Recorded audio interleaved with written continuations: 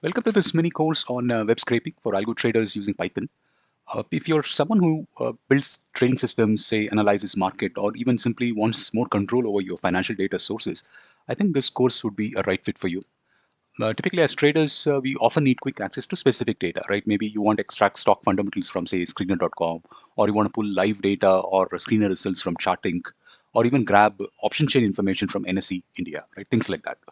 But here's the catch. Not every website gives you an easy API, right? And that's exactly where the web scraping comes in.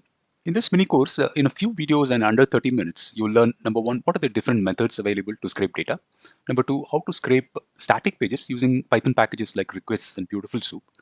And number three, how to deal with dynamic content using specialized utilities like Selenium. And most importantly, we'll apply these techniques on real websites that traders like us use every day, right? So by the end of the course, you'll be able to build your own scraping scripts for charts, fundamentals, or any financial data sources. As algo traders, we rely on data, lots of it, in fact, but most websites don't really offer public APIs or make it easy to extract that data, right? So web scraping helps us bridge that gap.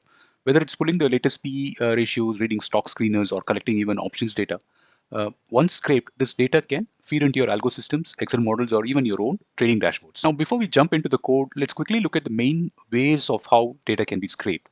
The most prominent and the easiest one is the request and Beautiful Soup. This combo is fast and great for starting websites. If the page is just HTML, then this is probably your first go-to method. Number two is Selenium. Selenium is a very famous Python package that's available. And this is used when the page is dynamic, meaning it loads content via JavaScript. So you need to simulate a browser, right? That's where Selenium helps. It lets Python control the browser just like a human, right? And the third and the most popular again one is the API-based scraping. Sometimes websites load data behind the scenes using hidden APIs, right? It could be an Ajax API, like in the case of NSE India website, right? If you can find those, get a clean JSON or a CSV response, no need to scrape messy HTML. You can use this method, the API-based method, to scrape data really easily. Number four is the headless browsers or tools like the Playwright. Advanced, these are for typically for advanced use cases, right? It's absolutely great for performance, scaling, and handling very tricky websites. But for now, we'll stick to the requests and Selenium because that's the sweet spot for most of the traders. In the next few videos, you look at practical hands-on example on how to scrape data from the most popular websites like say Charting, Screener.com, and most importantly, data from NSE India websites. All right, ready to dive in? So fire up your Python environment and let's start scraping the markets one website at a time. So see you in the next video.